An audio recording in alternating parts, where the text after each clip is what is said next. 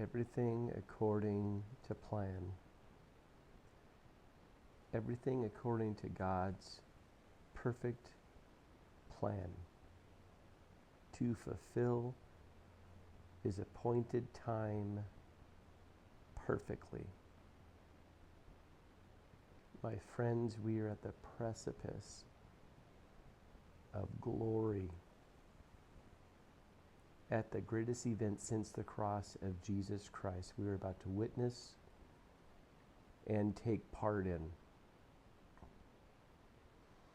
I want to encourage you to prepare yourself to be ready at all times. His appointed time, His plan is absolutely perfect. Everything you see happening according to His plan. The great falling away from the faith, again, according to His plan. He gives everyone the same opportunity to choose Him or to not choose Him, to follow Him or to not follow Him. For He is a gracious and loving God, and He will never force anyone to follow Him if they choose not to. What a beautiful and glorious God we serve. The Father in heaven loved you so much that He sent His only Son to save you, to pay the price with His own blood, to redeem the human race back to the Father that was lost in the garden, that was surrendered and handed over to our adversary in the garden. This event in which we are waiting for, the event that Christ's followers call the rapture, is a biblical term for an event that will take place. Rapture is derived from the Latin rapio, rapturo, in the original language in which these final books were wrote in. Harpazo. This could be found in 1 Thessalonians chapter 4, and you could find it as the catching away or the caught up event. This is also recorded in 2 Thessalonians, as well as discussed in great detail in the book of Revelation, as well as throughout Scripture, when you have eyes to see, when you have ears to hear. My friends, I want to tell you a story. So there was a great man, a wise man that planted a vineyard. And as he planted that vineyard, he tilled the soil and he fertilized it, he nourished it and watered it. And as the years went on, it grew, and the roots grew deep, and the branches, the stalks of that vineyard grew strong. But in the midst of this, thorns and thistles grew up along with the vineyard, with the plants that he planted, with the effort that he put in. The weeds began to choke out and surround that vineyard, those plants. So as the harvest time grew near,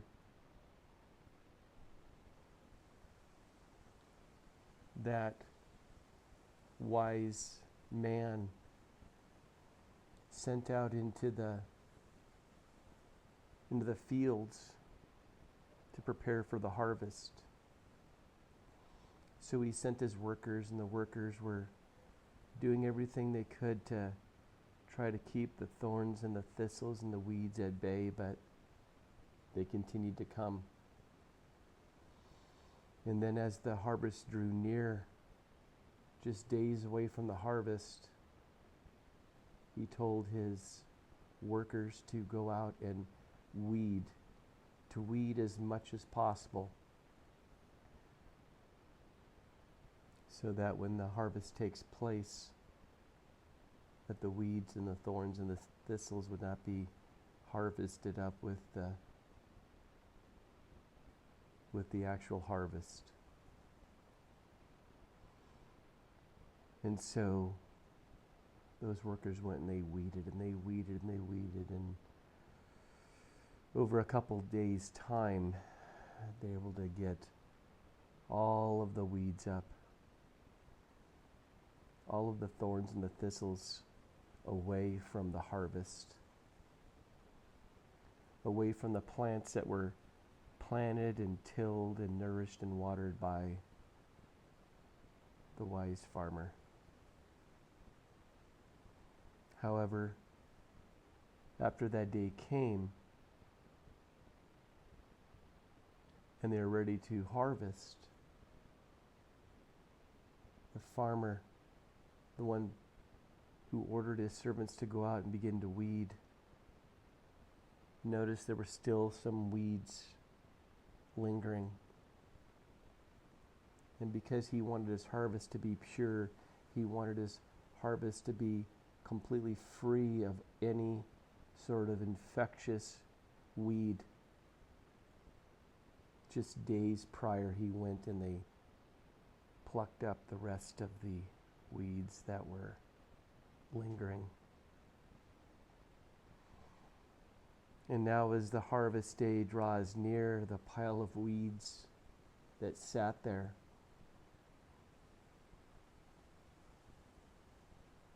they asked, "Master, what do we do with these weeds?"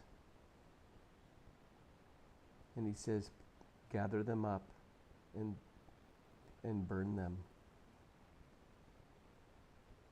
For when I harvest when the harvest comes, I don't want these to infect the remainder of the harvest that's to come, the harvest that I'm going to go and remove."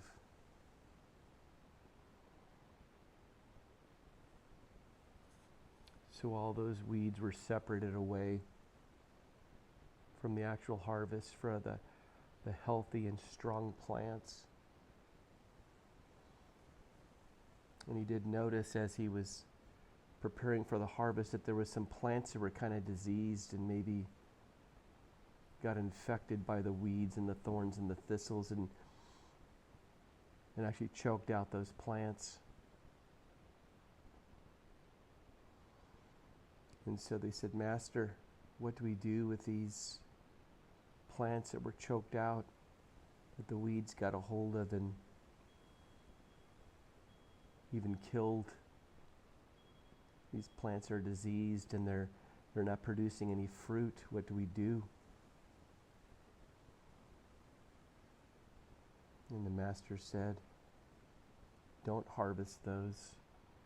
Don't harvest those plants, for the weeds and the thorns and the thistles took root inside of them and strangled them and took away what they had, took away the nourishment that they had after the harvest. We will leave those plants behind and we'll nourish them. We'll nourish them for 3 more years after the harvest. And if they do not grow, when the final harvest comes in 3 years, cut those plants down and burn them along with the weeds." So the day the harvest came, and the workers went out and harvested the vineyard, harvested the fields, harvested the earth. The weeds were burned, and the sickly plants were left. The master said, burn the fields, in the hopes that through that refining, through that fire, that the plants that were sickly and were taken over by the weeds and the thorns and the thistles will grow. So that's what they did. They burned the fields after the harvest. 3 years later, some of the plants grew and were ready to be harvested. Some were able to resist the bad weather that came. Some were able to resist those who wanted to try to come and take and rob the fields. Some of those plants died. They died in the fire. Some of the plants died because the weeds and the thorns and the thistles came back. But a few of those plants were able to be harvested and finally brought into the master's house.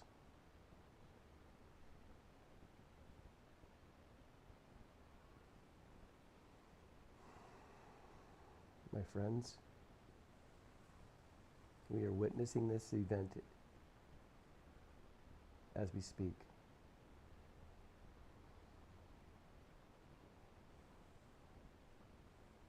The harvest is ripe and the workers are few. Do not allow those around you to infect you. Do not let their weeds grow and choke you out. Do not let the thorns and the thistles kill what the Master has planted. For the day of the harvest is now. The day of the harvest has come. Prepare yourself. Prepare the way of the Lord. Prepare the way of the bridegroom. For he comes and he will swing his sickle and the earth will be harvested. Right after the harvest, the fire comes upon the earth.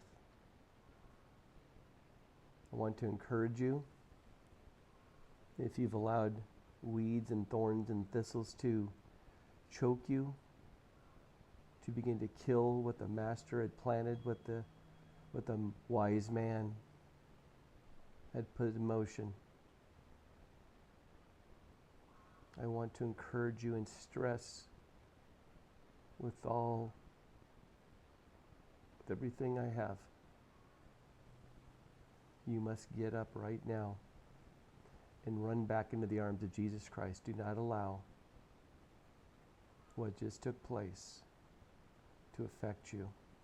This is all according to the plan of the Father in heaven, to the plan of Jesus Christ, for he wants a pure bride. He wants a pure follower that loves him and is unwavering, that does not allow the weeds and the thorns and the thistles of this world to choke them out.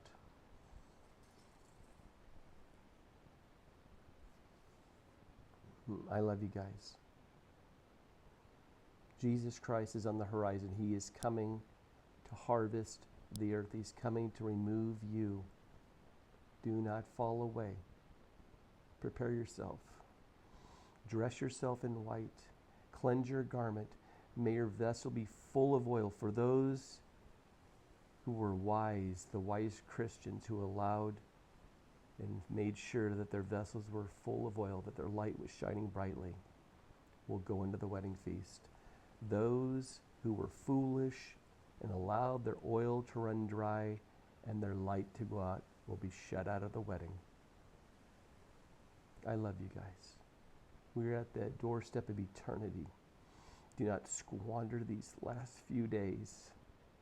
We are right there. We are right there. The timeline is still the same. Nothing has changed. Nothing has changed. The prophecy, the encounter that our fellow worker Joshua received is still going to happen. It has not happened yet as the making of this video. I will paste in the comments. There was a lady that the Lord showed the true calendar, which we were always supposed to follow, but you know what? We've been trying. All those who were the calendar nerds that were out, where are you guys at? This was your call. This is your commission. You're here to help us. Each one of us has a different call. If your call was all the calendar stuff, please make sure you're hitting that heavy right now. I saw in the past a lot of things come up on my feed about the calendars and about the Enoch calendar and everything, and you guys are silent now. What's happening? It'd be nice if we had this information that so many wouldn't have fallen away, but this is according to his plan, the plan of the Father, the plan of Jesus Christ, to weed out everyone that was never supposed to enter in. My friends, this is your last opportunity to prepare yourself. So I will post the Enoch calendar as far as we know. And again, I'm not the calendar nerd. I'm not the calendar expert. You guys this is your ministry, you need to step up right now. We are one part of a larger body. This is not my call, but I've been trying to look into it.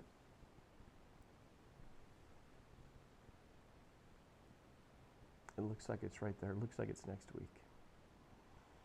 It's always been next week, as far as we can tell. It has never changed. The prophecy that Joshua gave is correct. Everything is pointing to that. If we go 1, 2, 3, 5, 6 years from now, and then we could say, you know what, this wasn't right. We're at the end of time. The timeline is correct. We are at the doorstep of eternity. Prepare yourself. Prepare the way of the Lord. He is coming to harvest the earth. The thorns, the thistles, and weeds will be burned up. The sickly plants, most of them will be burned up. The few that are left behind to hopefully go after the fire, to hopefully grow after the fire, they burn the fields. A few of those will be harvested. My friends, we are right there. Jesus Christ is coming. Prepare yourself. He is coming to harvest the earth. He's coming for a pure bride. He's coming for those who honestly and actually and truly want to be with him. Unwavering, rooted on the rock of Jesus Christ, not on the shifting sands of this world. Be ready. Our bridegroom comes. He's going to harvest the earth and remove those who are eagerly waiting for him.